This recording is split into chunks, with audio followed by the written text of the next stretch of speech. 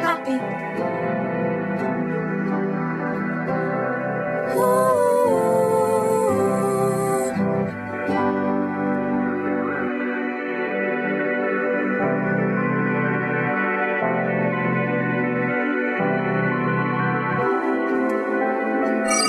Thank you, happy.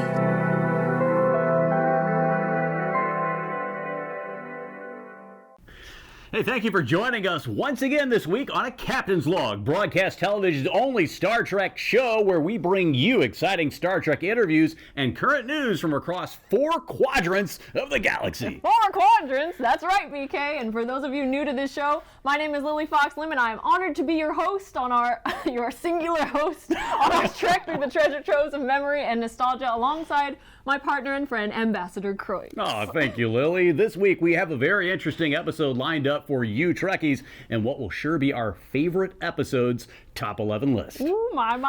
It seems our writers and producers like to draw out the suspense by keeping us on our toes. Yes. So we're expecting a Priority 1 subspace transmission. Well, while we wait for that, let's get caught up on some Trek news, Lils. Absolutely, BK. Just a quick one surrounding Discovery today. Okay. What you have on the latest scoop that you didn't tell me earlier in the green room? Okay, well, I always share the latest with you, or usually I do. Just needed a tractor beam me a reason to pull you over closer in this case to tell you this exciting news, but the PAs might have needed some help this week. Oh yeah, our PAs are amazing. They are. And what is this big reveal, BK? Drum it up drama. Great news for Star Trek fans. Alex Kurtzman hinted, the showrunner Alex Kurtzman, he hinted at more TV movies, possibly even a sequel to Star Trek Picard and Discovery. What? And there's more. The latest season of Discovery ties to an old episode of Star Trek The Next Generation. Jonathan Frakes actually directed it back in 1993. BK, you are withholding all of this from me as a surprise. I know you well enough, and you know how much I love Next Generation. I do. And I love how much you love Jonathan Frakes. Of course! The Chase is the Next Generation episode that Discovery follows up on. Remember, this was a 6th season episode, but I also remember how much you love archaeology, Lily. Well, Picard actually reunites with his old teacher, Professor Galen, in this episode. But instead of sticking with archaeology, Picard chooses Starfleet. Aww. Of course he would. And I know you always tease me about archaeology, but yeah, this is the episode where a hologram shows that Romulans, Klingons, Cardassians, humans, and Vulcans all share DNA from ancient progenitors. You got it, Lily. Our viewers need to know, and you need to know, that Burnham's ship, the USS Discovery, and its crew are on a mission to find the technology left behind by the ancient progenitors. Ooh, that is quite exciting. Yes. Oh yeah, I love some tractor beam me. Okay, test my wits and knowledge. I will not fail you. All right, tractor beam me it is. That's the excitement I want to see, Lily. Always is about the tractor beam because I believe you have an impressive streak where you're going undefeated, aren't you, on this segment? I am. Thank you. Now I have a doozy of a conundrum for you. All right, bring it on. All right, here we go. In the movie Star Trek Insurrection from 1998, Picard and Worf chase a rogue Data in a shuttlecraft. Picard asks Worf if he knows Gilbert and Sullivan. And Worf's deadpan response that he doesn't know that they were 19th century composers is pretty funny. That was the best part of any Star Trek movie I've ever seen. Yes. I especially like the bouncing ball karaoke gag on the ship as they sung along to a British tar. Exactly, you're catching on fast. So you probably know that the song is from the play HMS Pinafore. But that's not the only time Gilbert and Sullivan popped up in Star Trek. Can you remember the other 2 times that they were used in the same work, but in a different Star Trek series? Okay, Gilbert and Sullivan? Yes, Gilbert and Sullivan. Okay, yes, one of the weirdest episodes. It reminded me of Dr. Beverly Crusher asking Geordi to sing for a play that she wanted him in, and it was Gilbert and Sullivan's Pirates of Penzance. Geordi struggled to get through the opening of the song. I am the very model of a modern major general. I've information, vegetable, animal, and mineral. I know the King of England, and I quote the parts historical. Oh my God! I knew you had talent, but that was truly spectacular. You're singing on set here. That's exactly right. Well, BK, that's a classic, and you did cast a professional actor who can also sing to be your host alongside you. Yes, you make us look good as a duo and sound good on the show as well. Yes, well, I'm only half the talent, BK. Your technological mind is like Spock's intellect. And speaking of Spock, in the Short Treks episode Q&A, he's trapped in a turbo lift with number one, and that's the other time I used the song. Oh my God, unstoppable you are! You know that, Lily Fox-Lim, you are the best, my friend. But it's about time that we checked in with Ambassador Bryan Kreutz, Lieutenant Commander Lily Fox-Lim. This is the captain. Fox-Lim here, Captain. Go ahead. We have an incoming audio-only transmission from the captain of the USS Crescendo for you and the ambassador. Thank you, sir. Thank you, sir. Could you please route the call to the ambassador's quarters? This is Ambassador Kreutz. Go ahead. Yeah, you can just ambassador to the fans on camera, not up there on comms like Riker in a Star Trek fictional story. You're right, Lils, as always. Ambassador, how great to see you again. And you too, Lily. Starfleet has sent me out here to meet up with your ship, the Orus, for a special interview with you on your show, A Captain's Log. Who is the special guest that we're interviewing this week? Bryan and I have been wondering for our upcoming mission briefing. For the past 3 years, I have been tuning in to your subspace broadcasts on the Federation News Service. This week, I have a surprise for you. Our interview guests are none other than the Ambassador Bryan Kreutz and Lieutenant Commander Lily Fox-Lim. Really? What? All right. See the report coming in across your view screen? Yes. Captain, the ambassador and I are receiving your orders. Hey Trekkies, in this episode, Lily and I will be talking about our favorite episodes from each of the Star Trek series. Wow, that's quite a monumental task with 900 episodes. 900. Let's begin where it all started, with the original Wagon Train to the Stars, Star Trek, the original series. Absolutely, and there was only 79 episodes, but we're going to pare them down. Which do you hold as a particular favorite from the 3-season series, and why? This whole thing is going to be so hard. There's so many good episodes, right? That's why. Exactly. Yeah. Okay. Mine, as you remember talking to me about from years past with your memory, is from Planet Vulcan as a teaser, but we'll get to mine in a second. What's yours, BK? Okay. You want me to start with Yes. this? All right, Lily. My favorite episode from the original series is Miri. Okay, remember this episode, first season? It's an awesome sci-fi story where Captain Kirk shows great leadership in solving a mystery with his crew. Now, the plot about eternal childhood threatened by growing up is super interesting. It was the Life Prolongation Project. It is. Plus, we recently interviewed Phil Morris, who played one of the kids in this episode, remember? Wow, yeah! And he's from Seinfeld as well. That's where he's most known for. But Kirk's trust in a strong young woman played amazingly by Kim Darby as Miri is the highlight for me. Ooh, okay, that is a good episode choice, Bryan. And yes, Miri was a great character. But you know me. I love anything and everything about Vulcan. Yes, so, of course. My top best episode is the season 2 premiere, Amok Time, where Kirk and Spock are forced to fight to the death. We get action, a great story, and a peek into Vulcan culture. And that episode really cemented my love for Vulcans. It did. Evermore. Evermore. Dun, dun, dun, dun, dun, dun, dun, dun, dun, dun. And now on to the next generation. Bryan, Lily, what are your favorite episodes from this series, and why is it the best of both worlds? Au contraire, mon capitaine. I will not be jumping on that bandwagon. Since we are being interviewed, request permission to speak freely, Captain. By all means. Well, even though Best of Both Worlds is super popular, my favorite from Next Generation is Unification. It's all about Vulcan and Romulan reunification, which is a big deal. The reunification of the Vulcan and Romulan people is ambitious enough, and Bryan and I's favorite Star Trek actor Leonard Nimoy returns. Ambassador Spock has traveled to Romulus, and fearing that he's defected, the Federation sends Captain Picard and Data on a covert mission in pointed ears disguised as Romulans. That's so cool. Sarek and Picard mind meld, and Spock and Picard also mind meld. This episode just mind melts my heart. It warms my heart to hear you say that, Lily, because I totally agree. I even tried doing a Vulcan neck pinch on you, but You did. It doesn't seem to be working. Like, why is this not Wait, why is it not working? Well, BK, you're not doing it right. It's like this.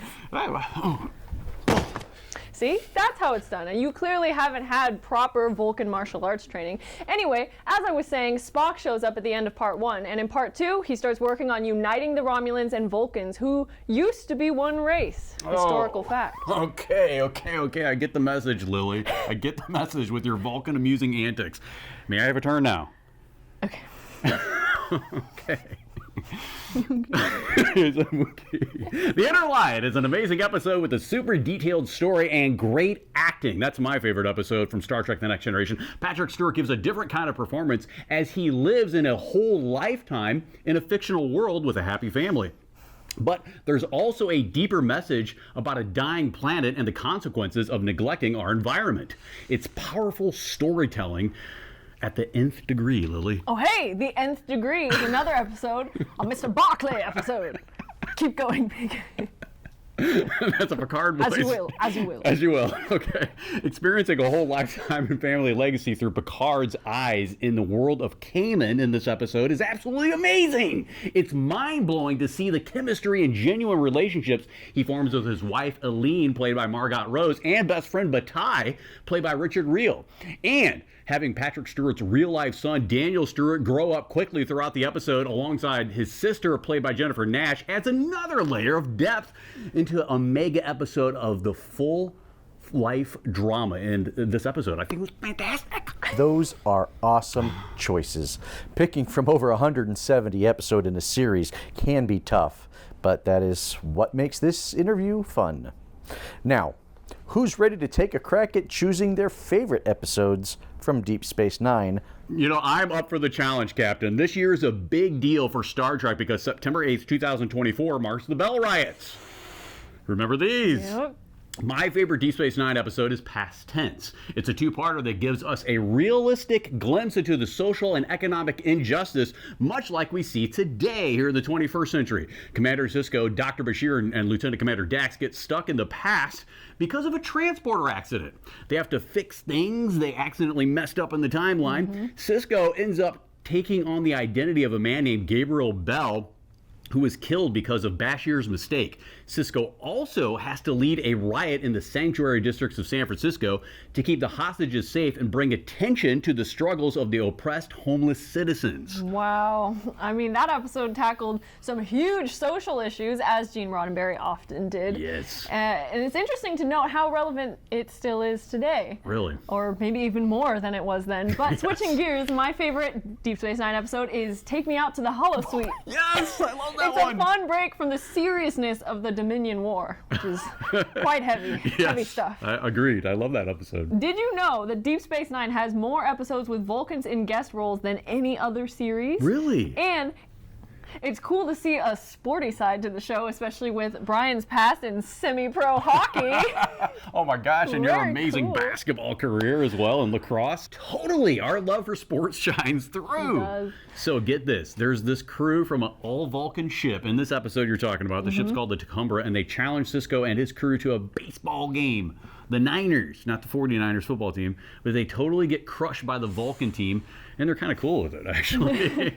They realize it's not just about winning, it's about working together as a team and bonding with friends. Great choice. What an awesome episode. Sports is more about that, isn't it? It really Teamwork. is. Teamwork. Makes the dream work.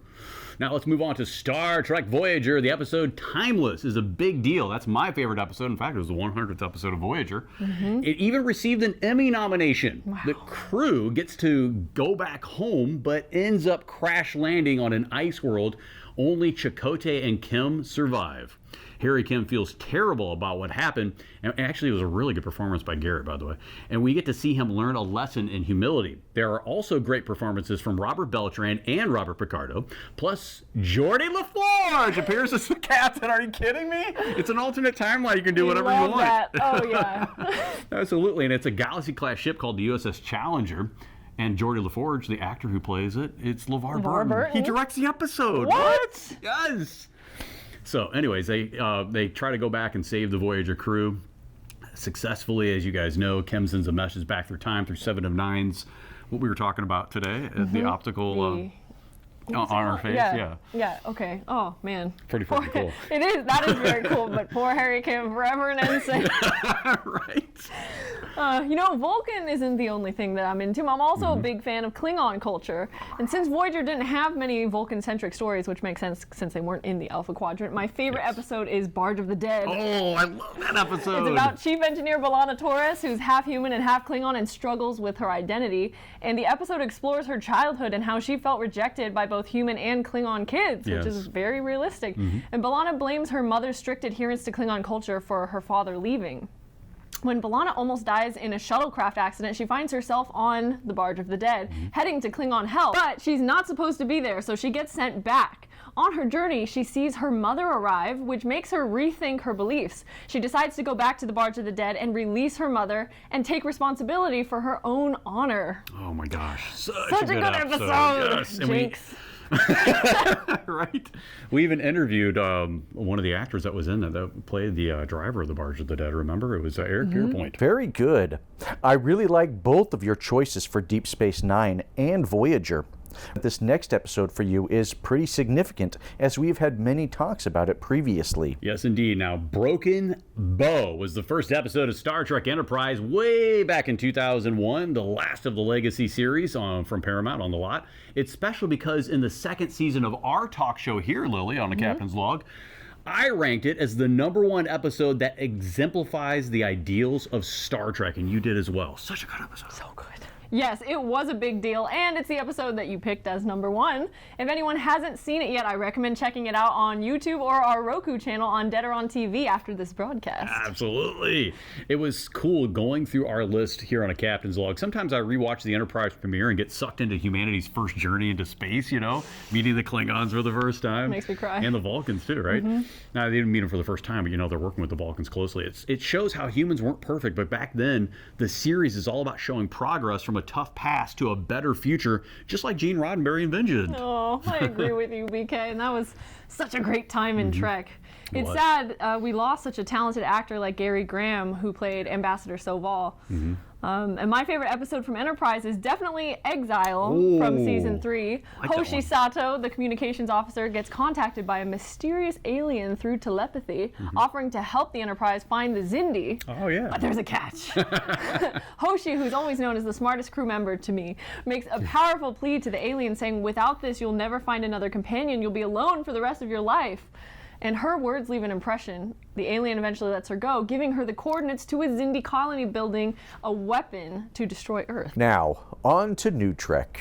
Star Trek Discovery. Bryan and Lili, which episode do you like the most from this series? Point of Light is my favorite episode. Oh. It has a great surprise.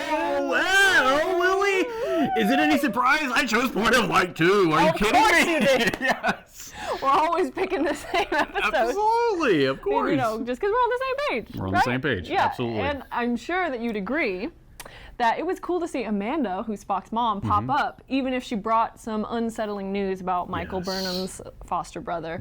Plus, the storyline about the Klingon Empire rising again under Chancellor L'Rell, played by the amazing Mary Chieffo, was awesome. It was. Having her on our show for 3 episodes was incredible, especially with the last one focusing on her. Absolutely, Lily. That was our only 3-part episode to date. Absolutely amazing. Mary's talent is just amazing. She definitely is our favorite here on a Captain's Log. The interview with her was incredible, and I also really wanted to add this to our show. Having her on at least once as an interview. You wanted to add her. Actually, you asked. I did. To have her on our show. I thought it was fantastic. The Klingon Empire is on the brink of splitting apart right after Chancellor L'Rell, played by Mary Chieffo, reveals she's pregnant with Volk's child. Can you say Volk? I love when you say That is Volk. how. She did it. And takes charge. Some houses just aren't happy in the Klingon Empire, but this episode is fantastic. Hearing Mary's backstory on this from her perspective was just magnificent. Yes, it was. It took the words right out of my mouth. Perfect. A Captain's Log returns in a moment. Welcome back to A Captain's Log. Star Trek is yours, mine, and all of ours. Lily and I continue our take on the best episodes from the 11 Star Trek series. So, Lily, let's get to Star Trek Picard. Ooh, I was amazed by the announcement, especially bringing back characters like Seven of Nine. Yes. The Last Generation finale is the best. Every Star Trek Next Generation character returns, and we see the Enterprise D restored. Gosh. So emotional with the Borg, Crusher, and Picard as parents to Jack Crusher, Ashley Sharp Chestnut's Sidney LaForge, and Jin Maley's Ensign Esmar on the Titan are highlights. The final scene with the Enterprise D's send-off is perfect. Ooh. And plus, Walter Koenig voices a Federation president, a descendant of Pavel Chekhov. Are you kidding me? And there's great banter between Worf and Rafi. Oh, Lily, I totally agree with you. You know, everything that you've said. It's tough, really tough to choose, especially that third and final season of Picard and that episode. My goodness.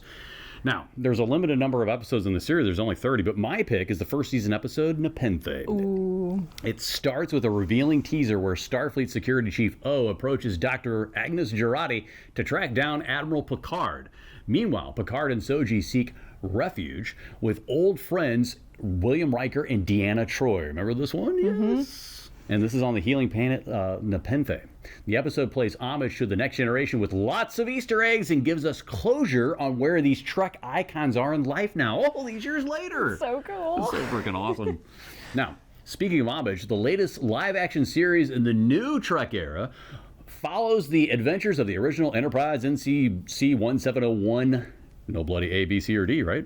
This one is with Captain Christopher. That bothers you so much. It does, right? Because it's the original. This one actually has Christopher Pike at the helm in Strange New Worlds. The first season finale, episode titled Quality of Mercy, is brilliant.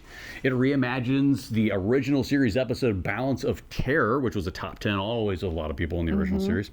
It's a what-if scenario if Kirk hadn't been captain, right? So cool. Pike uses a time crystal to glimpse into an alternate future, and I love seeing future Pike in a modern version of the classic monster maroon uniform from the films, the red ones. This episode excels in acting, set design, costumes, makeup, and directing, and to me it deserves more than an Emmy. It deserves our love. It deserves our love, yes!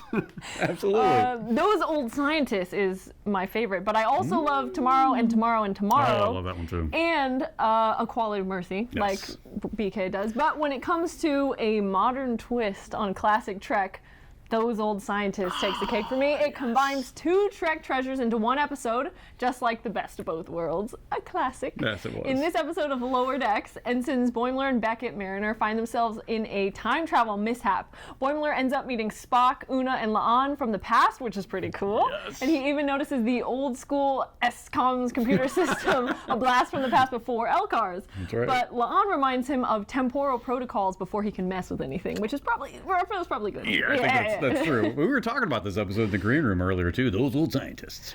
Really good one. I really like that one. A captain's log returns in a moment. Welcome back to A Captain's Log. You know, Lower Decks is one of my favorite series because it offers a fresh comedic take on Star Trek while still staying true to its roots. Crisis Point isn't just a silly animated comedy, it's one of Star Trek's best holodeck episodes. Mariner uses Boimler's holodeck program to vent her frustrations, casting herself as a villain to deal with her issues with her mother, Captain Freeman. I particularly enjoyed the credit sequence, which pays homage to classic Trek movies and the shuttle tour around the Cerritos in dry dock, reminiscent of the original Star Trek the Motion Picture. It's a strong episode focusing on Mariner's character development, which I love all of those episodes, but this one It's a takes the good cake. one. It does. It takes the cake, and they're like whoosh. With the credits going by, they're like whoosh.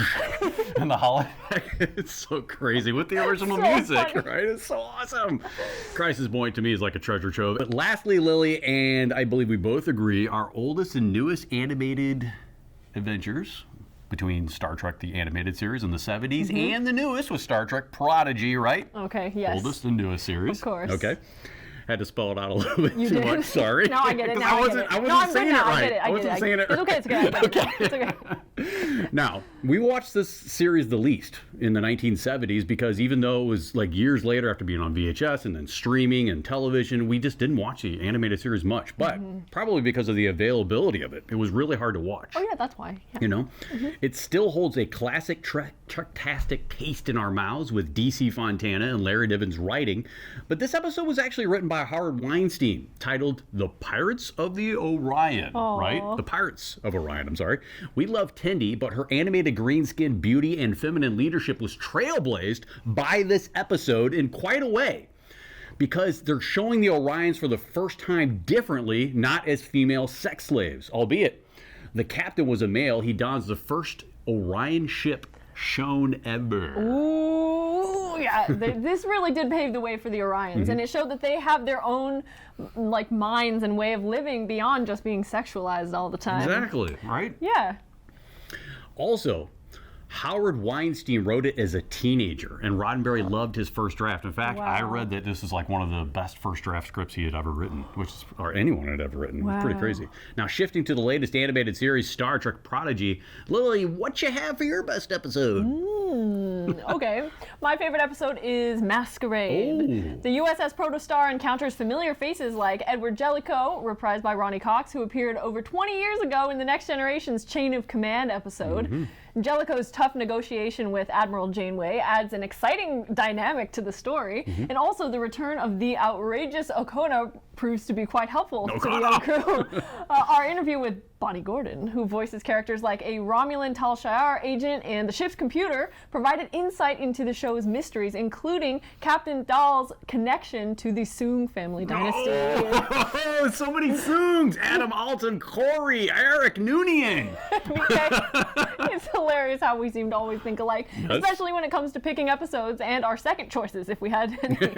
Did you notice all of the hidden surprises in the episode Masquerade? Yes, absolutely. Like, there's this cool replica of the USS Voyager in Admiral Janeway's room on the Dauntless, and it's a nod to the ship that she found in the Voyager Season 4 finale.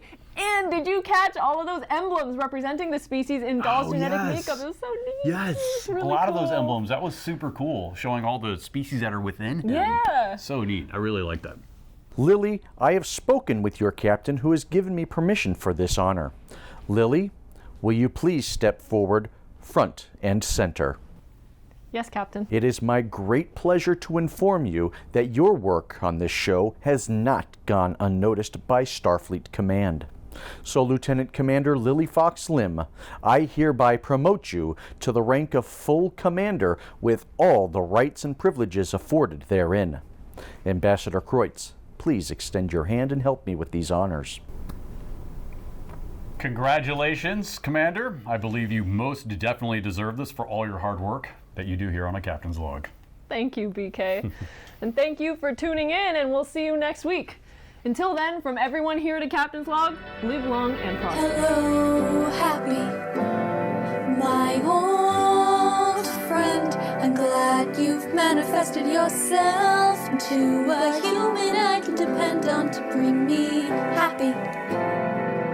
My old friend, I'm glad you've manifested yourself into a human I can depend on to bring me happy.